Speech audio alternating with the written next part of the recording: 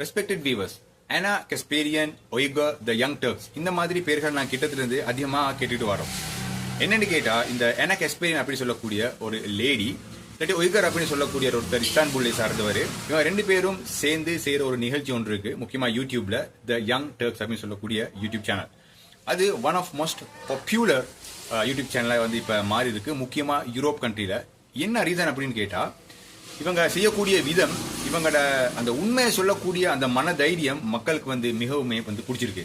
அதாவது ஒரு கம்யூனிட்டியை சார்ந்தோ, ஒரு மதத்தை சார்ந்தோ, இல்லாட்டி ஒரு நாட்டை சார்ந்தோ அப்படியெல்லாம் இல்லை.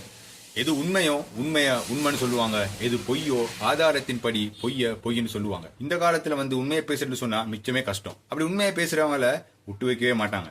எப்படியாவது அவங்கள வந்து கீழே வீல தான் வைக்க பார்ப்பாங்க. அப்படி இருக்கும்போது இஸ்ரேலுக்கு எதிராக அமெரிக்காவில் இருந்துகிட்டு இந்த மாதிரி துணிச்சலா பல உண்மைகள் வந்து பேசின ஒருத்தரை சும்மா விடுவாங்களா? இவங்களுக்கு என்னமாவது பிரச்சனையோட போடுவாங்களேன்னு எதிர்பார்த்திருக்கும் போது அந்த மாதிரி பிரச்சனை வந்து போட்டிருக்கிறாங்க. அது அவங்க வந்து எக்ஸ்போஸ் பண்ணியிருக்கிறாங்க. அதே மாதிரி இந்த பாலஸ்டைன் பிரச்சனை ஆரம்பிச்சதுக்கு பிறகு இஸ்ரேலோட நான் பாக்குறோம், இந்த முக்கியமா வந்து அமெரிக்காவில் இன்டர்நேஷனல் ஸ்டூடெண்ட்ஸ் சீக்கிறாங்க, லோக்கல் ஸ்டூடெண்ட்ஸ் சீக்கிறாங்க, ஒபிஷியல்ஸ் சீப்பாங்க, பல ஆர்கனைசேஷன் சீக்குது. இதுல இருக்கக்கூடிய இந்த ப்ரோ பாலஸ்டீனியர்கள், அதாவது பாலஸ்டீனுக்கு சப்போர்ட் பண்ணக்கூடிய பிரபல்யங்கள் ஆயிக்கட்டும், இல்லாட்டி தலைமத்துவம் தாங்கக்கூடிய தலைவர்கள் ஆயிக்கட்டும், ஏதோ ஒரு வகையில சோசியல் மீடியாவில் ஒரு பேச்சு ஒன்று பேசியிருப்பாரு பாலஸ்டைன் சம்பந்தமா, அதனால அந்த அவரோட வீடியோ வந்து வைரலாகி அவர் பாப்புலர் ஆகிப்பாரு. இந்த மாதிரி ஆட்களை வந்து இந்த மாதிரி சில ப்ரோட்டஸ்ட் ஸ்பீச்சஸ் பண்ணிட்டு போனதுக்கு போறோம், ஆதரவு தெரிவிச்சதுக்கு போறோம் பாலஸ்டீனியர்களுக்கு, இவங்க வீட்டுக்கு போயிட்டுருவாங்க. வீட்டுக்கு போனதுக்கு போறோம் இடத்த வந்து அடையாளம் கண்டு அப்படியே போலீஸ்ல வந்து அரெஸ்ட் பண்ணி எடுத்துட்டு போயிட்டுருவாங்க. அப்ப அங்க இருக்கிறவங்க பார்ப்பாங்க, எப்படிடா நாங்க இருக்கிற இடம் இவங்களுக்கு தெரிய வந்துச்சு, அப்படியா எப்படியா சொல்லி பார்க்கும்போது இதுக்கு பின்னுக்கா என்னமாவது ஒரு மிஸ்ட்ரி மிஷன் ஒன்று இருக்குன்னு அப்படின்னு சொல்லி ஒரு டவுட் வந்து என்கிட்ட வந்து மிஷனால ஓடிக்கிட்டே இருந்துச்சு. இப்ப உண்மைக்குமே அப்படி ஒரு மிஸ்ட்ரி மிஷன் இருக்கு அப்படின்ற சொல்லி இந்த ஸ்டூடெண்ட்ஸை மட்டும் குறி வைக்கல, இந்த ஆனா கஸ்பேரியன் அப்படின்னு சொல்லக்கூடிய இந்த ஜேர்னலிஸ்டையும் வந்து இந்த ஒரு மிஸ்ட்ரி ஒரு குரூப் வந்து குறி வச்சு அவங்களுக்கு கொலை மிரட்டல் வரைக்கும் கொடுத்துருக்காங்க. அப்படி என்னத்தான் இந்த ஆனா கஸ்பேரியன் அவங்களோட இந்த ஜேர்னலிசம் டூர்ல வந்து நடந்துச்சு, அவங்க உண்மையை பேசுறதுக்கு எதிராக அப்படி என்னத்தான் கொலை மிரட்டல் வந்துச்சு, யாரு அந்த மிஸ்ட்ரி மிஷன் அப்படின்னு இந்த வீடியோல பார்க்க போறோம். Welcome to the global டூரியான் YouTube channel.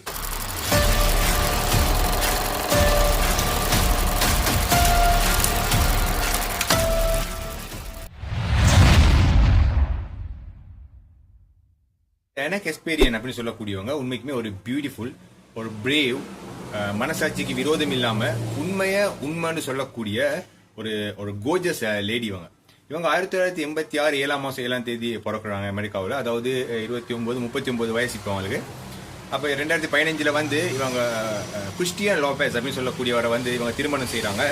இவங்களோட எஜுகேஷனல் லைஃப் எப்படின்னு கேட்டா, அமெரிக்காவில் இருக்கக்கூடிய இந்த கலிபோர்னியா ஸ்டேட் யூனிவர்சிட்டி நோர்த்ரிட்ஜ்ல வந்து இவங்க வந்து படிக்கிறாங்க. 2007 ஜேர்னலிசம் இவங்க கம்ப்ளீட் பண்றாங்க. அதே மாதிரி 2010 இவங்க master of arts in political சயின்ஸா வெளியே வராங்க. அப்படி இவங்க முக்கியமா இப்ப கரண்ட்லி எப்படின்னு கேட்டா, இவங்க ஒரு இண்டிபெண்டன்ட் பொலிட்டிக்கல் கமெண்டேட்டர். கஸ்பேரியன் பாலஸ்டைன் நடக்கக்கூடிய இந்த விஷயங்களை வந்து கவனமா பாக்குறாங்க. அங்க நடக்கக்கூடிய மனித உரிமை மீறுதல், அங்க படுகொலைகள், ஒன்றுல ரெண்டுல சொல்லிக்கிட்டே போகலாம். ஹமாஸ்ன்னு சொல்லிட்டு ஹாஸ்பிட்டலுக்கும் இந்த எஜுகேஷன் சென்டருக்கும் இந்த ஸ்கூலுக்கும் இந்த சின்ன குழந்தைங்களையும் இல்லாட்டி பெண்களையும் இந்த மாதிரி வந்து அநியாயமா வந்து கொள்றது இவங்களால ஒரு கட்டத்துல வந்து பொறுத்துக்கிறவே முடியல. இப்படி செய்யற அநியாயத்தை செஞ்சுட்டு நான் செய்யல, ஹமாஸ் இருந்தான் அப்படின்னு சொன்னா ஒரு மிகப்பெரிய அநியாயம் இல்லையா? அப்ப அது மட்டும் இல்லாம அந்த இன்டர்நேஷனலி, அது மட்டும் இல்லாம யுனைடெட் நேஷன் ஆர்கனைசேஷன் அவங்களால அனுப்பக்கூடிய எய்ட்ஸ் இருக்கு இல்லையா, அதெல்லாம் இவன் ப்ளோக் பண்ணி வச்சுக்கிட்டு அங்க இருக்கக்கூடிய இன்னைக்கு சின்ன குழந்தைங்க ரஷ்யால ஒரு இறக்க வேண்டிய நிலைமைக்கு வருது. அது தோளோட தோல் ஒட்டி அந்த விழா இருக்கு வெளியே தெரிஞ்சு பார்க்கும்போது அவங்களுக்கு மிகவும் ஒரு கஷ்டமான ஒரு, அதாவது விரக்தி அடைஞ்சு சும்மா கிளின்னு கிழிச்சிருவாங்க இந்த இஸ்ரேல் சார்ந்தவங்களை, அவங்க செய்யற அநியாயத்துக்கு துணை போறவங்க. Go down in history as one of the worst genocides in human history. And I live in the United States of America. I'm an American. I'm proud to be an American. I'm not an Israeli.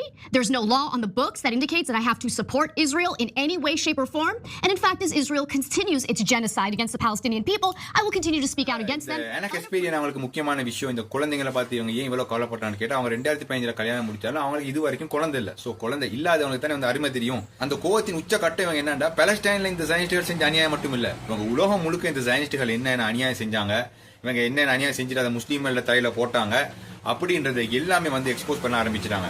அதுல முக்கியமான ஒரு விஷயம் என்னன்னு கேட்டா 9/11 attack. அது வந்து உண்மைக்குமே முஸ்லீம்களுக்கு வந்து அதுக்கு ஒசாமா பின் லாடனுக்கும் சம்பந்தமே இல்லை. ஜைனிஸ்டுகளே வந்து செஞ்ச ஒரு வேலை. அதை பத்தி மட்டுமே ஒரு தனியா பேச வேண்டிய ஒரு டாபிக்கா இருக்கு. அவ்வளவு ஆதாரங்கள் இருக்கு, அவங்களோட சூழ்ச்சி இருக்கு. ஒரு கல்லுல 10 மாங்காய், அதுதான் இந்த 9/11 அட்டாக்னு சொல்றது. அதை வச்சே இந்த உலகத்துக்கு முஸ்லீம் மேல வந்து ஒரு தீவிரவாதிகளா வந்து பிரட்டென்ட் பண்ணினாங்க மீடியாக்கள் மூலியமா. அதனாலே தான் அதை செஞ்சாங்க.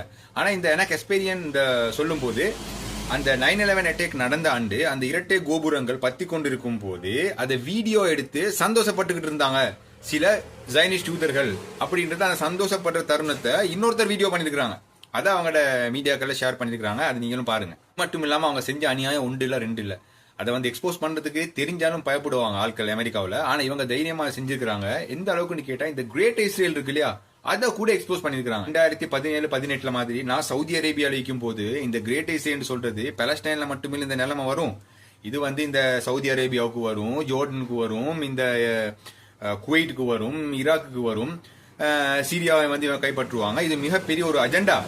அப்படின்றது ஒரு விழிப்புணர்வுக்காக நான் இந்த கிரேட் இஸ்ரேலை பத்தி பேசியிருக்கும் போது சவுதி அரேபியாவில் ரியாத்ல ஒரு யூனிவர்சிட்டியில, இஸ்லாமிக் யூனிவர்சிட்டியில ஸ்ரீலங்காவில் போயிட்டு அங்கே இருக்கிற ஸ்டூடெண்ட்ஸ்க்கு படிச்சு கொடுக்கக்கூடிய ஒரு டீச்சர், ஒரு ப்ரொஃபசர், அவர் இந்த வீடியோ பார்த்துட்டு அவர் என்ன கருத்து தெரிவிச்சார், கமெண்ட் பண்ணியிருந்தாருன்னு கேட்டா, இந்த மாதிரி கான்ஸ்பிரசி தியரி வந்து நீங்க பரப்பாதீங்க. இந்த மாதிரி நீங்க டைம் வேஸ்ட் பண்றதுக்கு பதிலா நீங்க இந்த களிமா, இந்த தொழுகை, இந்த நோம்பு, ஜகாத்து, இந்த மாதிரி விஷயத்தை பத்தி நீங்க பேசுங்களே, அது நல்லம் தானே. இந்த மாதிரி நீங்க தவறுதலா நீங்க வந்து மக்களை வந்து வழிநடத்தினீங்கன்னு சொன்னா அது வந்து ஒரு மிகவும் அநியாயம். இதெல்லாம் நடக்கிறதுக்கு சாத்தியமே இல்லை. நீங்க ஒரு வழிகட்ட ஒரு இதுல வந்து இருக்கிறீங்க அப்படின்ட்டு அந்த ப்ரொஃபசர் வந்து இன்னும் மிச்சம் பேசியிருந்தாரு. இப்ப கிட்டத்தட்ட நான் அதுக்கு ஒரு ரிப்ளை பண்ணினேன். அதுக்கு ஆள் வார்த்தை இல்லை. ஏன்னு கேட்டா இந்த கிரேட் இஸ்ரேல், அதாவது பாலஸ்டைனை பிடிக்கிறது மட்டும் இல்ல, கடைசிக்கு சவுதி அரேபியாவில் மக்காலே மதினால நான் கை வைப்போம் அப்படின்றது யுனைடெட் நேஷன் ஆர்கனைசேஷன்ல இன்னும் பல இடங்கள்ல பெஞ்சமின் நெத்தன்யாஹூ மெப்ப கையில வச்சுக்கிட்டே பேச. And I see that country as a threat not just to the Palestinian people but to that entire region, the region of the Middle East. அது மட்டும் இல்லாம சவுதி அரேபியாவில் என்ன செஞ்சிட்டான்னு கேட்டா இந்த கிரேட் இஸ்ரேலுக்கு எதிராக ஒபிஷியலியா அவங்க வந்து எதிர்ப்பு தெரிவிச்சிருக்காங்க. கிரேட் இஸ்ரேல்ன்றதை வந்து மென்ஷன் பண்ணி. இப்ப சவுதி அரேபியாவே ஒத்துக்கிற ஒரு விஷயம் 5-6 வருஷத்துக்கு நான் சொல்லும் போது ஒரு இஸ்லாமிக் யூனிவர்சிட்டியில இருக்கக்கூடிய ஒரு ப்ரொஃபசர் இது ஒரு கான்ஸ்பிரசி தியரி அப்படின்னு சொன்னா இன்னைக்கு முஸ்லீம்களோட வீழ்ச்சிக்கு மிக முக்கியமான ஒரு காரணம் என்னன்றதை நீங்களே விளங்கிக்கோங்க.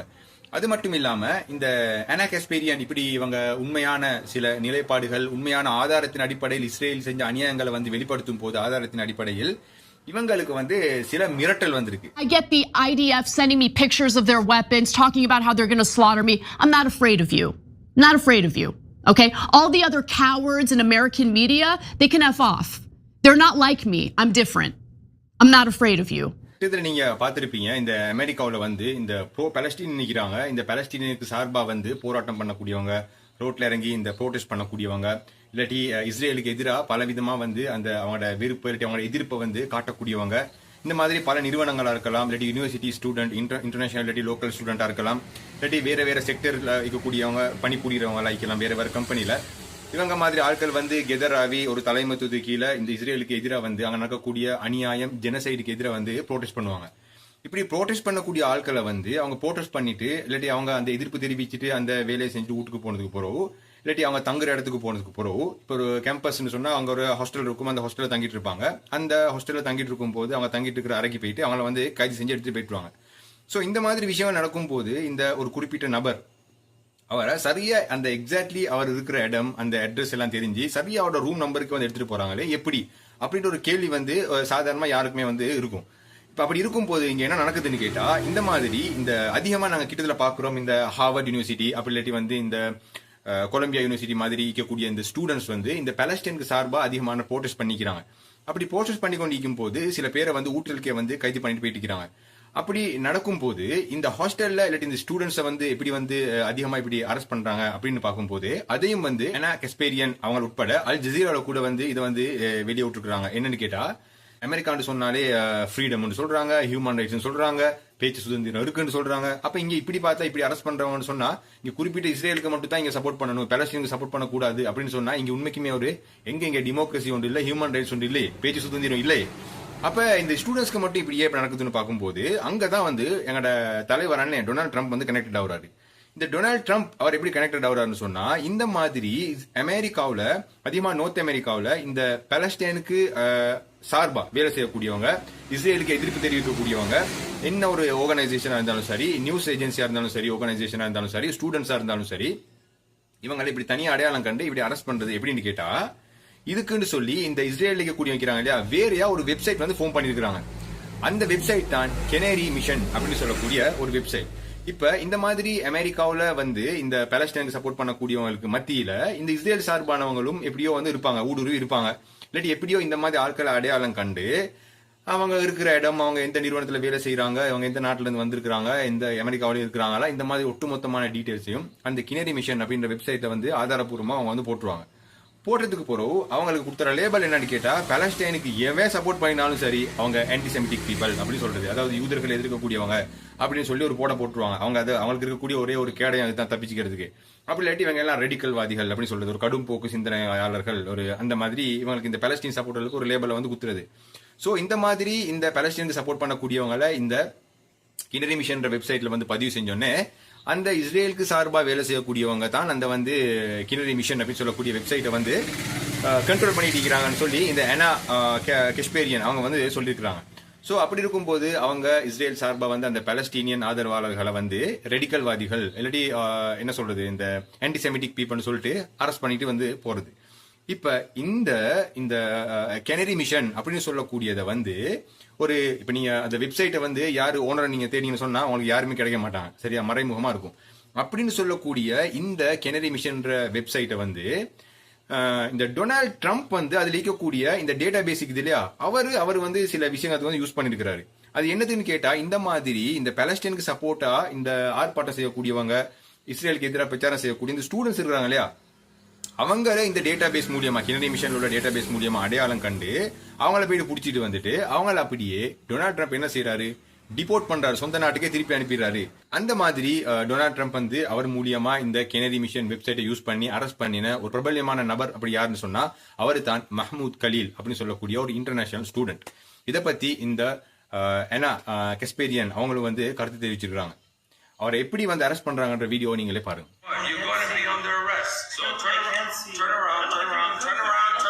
Okay, let's not. Okay, he's not resisting. He's giving me his phone. Okay, he's not. I understand. He's not resisting. Like.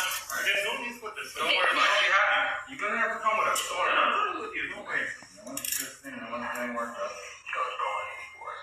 You guys really don't need to be doing all of that.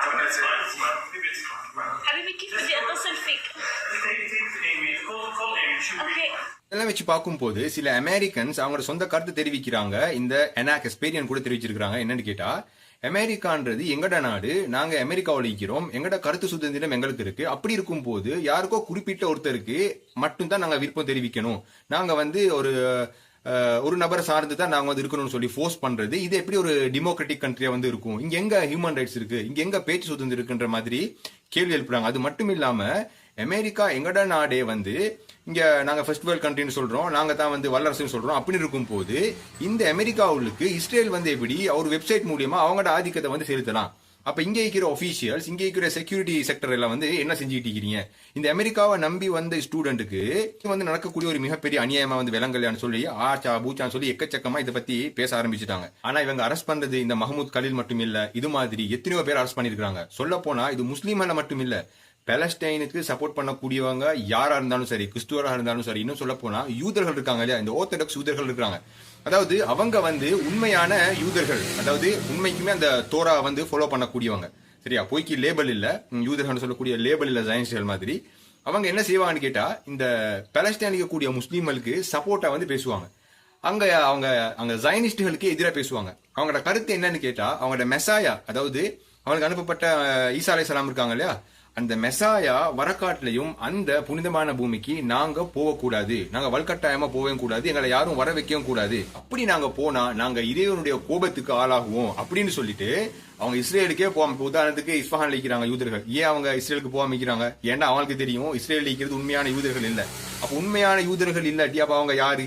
Palestine அமெரிக்காவில் இருந்து கொண்டு பாலஸ்டைனுக்கு support பண்ணக்கூடிய யூதர்கள் இன்றைக்கும் வந்து இருக்கிறாங்க. அவங்க ஏன் அப்ப இஸ்ரேலுக்கு போகாம இருக்கிறாங்கன்னு சொன்னா, அப்ப இந்த யூதர்கள் யாரு, அந்த யூதர்கள் யாரு? அப்படின்னு சொல்றது ஒரு முஸ்லீம் மட்டும் இல்ல, எல்லாரும் கட்டாயம் தெரிஞ்சு வச்சுக்கிறாங்க. யூதர் இல்லாட்டி அப்ப உண்மைக்குமே அவங்க யாரு? இப்படி இருக்கும்போது இவங்க யூதர்களையும் விட்டு வைக்கல. இந்த கெனடி மிஷனுடைய வெப்சைட்ல இந்த யூதர்களையும் வந்து எக்கச்சக்கமா கிட்டத்தட்ட ஒரு 5000 பேர் வந்து லிஸ்ட் வந்து அதுல ரெக்கார்ட் ஆகிருக்குதான். அப்படி இருக்கும்போது இந்த எனா கஸ்பேரியன் அப்படின்னு சொல்லக்கூடியவங்க இந்த ரீசென்ட்லி இஸ்ரேல் அப்படின்ற நாடு மிகப்பெரிய அநியாயம் வந்து பலஸ்தீன்ல இருக்கக்கூடிய மக்களுக்கு மட்டும் இல்லாம இன்னும் உலகத்துல இந்த மாதிரி அநியாயம் செஞ்சிருக்கிறாங்கன்னு சொல்லி ஆதாரப்பூர்வமா அவங்க எக்ஸ்போஸ் பண்ணும்போது அப்ப அவங்கள விட்டு வச்சிருப்பாங்களா? விட்டு வச்சிருக்க மாட்டாங்க இல்லையா? அப்ப அவங்களும் டார்கெட் பண்ணிருப்பாங்க இல்லையா? இப்ப எனா கஸ்பேரியன் என்ன சொல்றாங்கன்னு கேட்டா, எனக்கு இந்த கெனடி மிஷன் அப்படின்னு சொல்லக்கூடியவங்க கொலை மிரட்டல் வந்து பண்ணியிருக்கிறாங்க அப்படின்னு சொல்லிட்டு அவங்களுக்கு அனுப்பின சில மெசேஜஸ் வந்து எக்ஸ்போஸ் பண்ணியிருக்கிறாங்க. இந்த மெசேஜஸ் எல்லாம் வந்து பார்க்கும்போது அவங்களுக்கு டிரெக்டாவும் சரி இன்டிரெக்டாவும் சரி அவங்களுக்கு வந்து கொலை மிரட்டல் வந்து கொடுத்துருக்காங்க. அதை பயப்படாம அவங்க எக்ஸ்போஸ் பண்ணிட்டு மக்கள்கிட்ட ஒன்று சொல்லுவாங்க, இதெல்லாம் நான் வந்து உங்களோட அனுதாபத்தை சம்பாதிச்சுக்கிறதுக்கு நான் சொல்லல, இதெல்லாம் நான் பார்த்துட்டு பயப்பட போறதும் இல்லை, நான் உண்மையை சொல்லுவேன் அப்படின்னு சொல்லிட்டு அவங்க கடைசியா சொல்லுவாங்க. இப்படி நான் வந்து இதை ஏன் சொல்றேன்னு கேட்டா, எனக்கு என்னமாவது இதுக்கு புறம் நடந்துச்சுன்னு சொன்னா அதுக்கு பொறுப்பு யாருன்னு சொல்லி நீங்களே தெரிஞ்சுக்கோங்க, அதுக்கு இது ஒரு ரெக்கார்டா இருக்கணும்ன்றதுக்காக தான் நான் இதை வந்து சொல்றேன் அப்படின்னு சொல்லிட்டு அந்த ஆதாரப்பூர்வமா சில விஷயங்கள் அந்த மெசேஜஸ் எல்லாம் வந்து அவங்க எக்ஸ்போஸ் பண்ணிருப்பாங்க. இந்த இடத்துல நாங்க என்ன யோசிக்கணும்னு கேட்டா, அமெரிக்காவில் இருக்கக்கூடிய இந்த எனா கஸ்பேரியன் மட்டும் இன்னும் அதிகமான அமெரிக்காவில் இருக்கக்கூடிய லோக்கல் யூனிவர்சிட்டி ஸ்டூடெண்ட்ஸுக்கே வந்து இந்த கினடி மிஷன் அப்படின்னு சொல்லக்கூடியவங்க வந்து கொலை மிரட்டல் இல்லாட்டி அவங்களோட சைட்ல வந்து இந்த இஸ்ரேலுக்கு எதிர்ப்பு தெரிவிச்சதுனாலையும் பலஸ்டைனுக்கு ஆதரவா இருந்ததுனாலையும் அமெரிக்கா உள்ளுக்கு பூந்து அமெரிக்காவில் இருக்கக்கூடியவங்களுக்கே வந்து இவங்க மிரட்டல் பண்றாங்க, அரெஸ்ட் பண்ணக்கூடிய ஒரு நிலவரம் அமெரிக்காவில் இருந்துச்சுன்னு சொன்னா ஸ்ரீலங்காவில் இந்தியாவில் வாழக்கூடிய மற்றவங்க நிலைமை எப்படி இருக்கும் அப்படின்றது கொஞ்சம் நீங்க யோசிச்சு பாருங்க. அதே மாதிரி தான் டொனால்ட் ட்ரம்ப் வந்து கிட்டத்தட்ட இந்த மிடில் ஈஸ்ட்டுக்கு போயிட்டு ஒரு பெரிய வசூல் பண்ணிட்டு வந்தாரு. ஆனா அங்க இருக்கக்கூடிய இந்த அரபு ஜோக்கர்களா என்னன்னு சொல்றதுன்னு தெரியல. அவங்க என்னன்னு கேட்டா, இந்த டொனால்ட் ட்ரம்ப் வந்து எப்படியும் இந்த சமாதானத்தையும் அமைதியையும் வந்து நிலைநாட்டக்கூடியவர்ன்ற மாதிரி ஒரு மிகப்பெரிய ஒரு வேலை செஞ்சிட்ட மாதிரி பேசிட்டு இருந்தாங்க. ஆனா அவர் வந்து இங்க என்ன செஞ்சிருக்காருன்னு கேட்டா, இந்த இஸ்ரேல் அவங்க மறைமுகமா ஒரு வெப்சைட் வந்து ரன் பண்ணிட்டு இருக்காங்க. இஸ்ரேலுக்கு எதிர்ப்பு தெரிவிக்கிறவங்களை வந்து அதையால அடையாளம் கண்டு அவங்க என்ன வேணாலும் செய்யற மாதிரி ஒரு சிச்சுவேஷன் வந்து அங்க இருக்கு. அந்த வெப்சைட்டை வந்து இவர் யூஸ் பண்ணி அமெரிக்கான்ற நாட்டுக்கு அதை நம்பி வந்து படிக்கக்கூடிய ஸ்டூடெண்ட்ஸை அந்த பலஸ்தீனில் உள்ள மக்களுக்கு நடக்கக்கூடிய ஒரு அநியாயத்தை ஆதாரபூர்வமா முன் வச்சு அதுக்கு வந்து இவங்க குரல் எழுப்பினதுனால அந்த நம்பிக்கை மேல மண்ணை போட்டுட்டு அந்த ஸ்டூடெண்ட்ஸை வந்து அரெஸ்ட் பண்றதுன்னு சொன்னா அப்ப இவங்க எல்லாம் உண்மைக்குமே என்ன மாதிரி ஒரு ஆட்கள் அப்படின்னு சொல்லி எனக்கு விளங்குதே இல்லை. இவங்களோட வாக்குறுதி எல்லாமே வெறுமே பொய்யா தானே இருக்கு. அது இந்த 1920 இந்த நிக்சன் இருந்தாரு இல்லையா, அவரு கூட அங்க ஆரம்பிச்சது எல்லாமே பொய்யாவே இவங்க சொல்லிக்கிட்டே இருக்கிறாங்க. இப்போ உதாரணத்துக்கு சிம்பிளா இந்த சதாம் ஹுசேன் அப்படின்னு சொல்லக்கூடியவர், அவர் நல்லவரா கெட்டவரா வேற கதையா இருந்தாலும் அவர் ஒரு மாஸ் டிஸ்ட்ரக்ஷன் வெப்பன் வச்சிருக்கிறாரு, அதனால நாங்க அடிக்க போறோம் அப்படின்னாங்க. எங்கடா அந்த மாஸ் டிஸ்ட்ரக்ஷன் வெப்பன் கடைசி வரைக்கும் காட்டவே இல்லையே. ஆனா நாடை வந்து மிகப்பெரிய ஒரு அழிவுக்கு வந்து உள்ளாக்கிட்டீங்களே. இதனாலே வந்து இன்னைக்கு இந்த மாதிரி அநியாயங்களை பார்த்துட்டு எங்க இஸ்ரேல நடக்கிற அநியாயம், இந்த முஸ்லீம்களுக்கு நடக்கிற அநியாயத்தை வந்து பார்த்துட்டு இந்த ஐடிஎஃப் மூலியமா சில ராணுவர்கள் வந்து தப்பிக்கிறதுக்கு வேற வழியே இல்லாத மாதிரி சூசைட் பண்ணிக்கிட்டு செத்துடுறாங்க. அதெல்லாம் வந்து இங்க வந்து யாரும் சொல்ல மாட்டாங்க.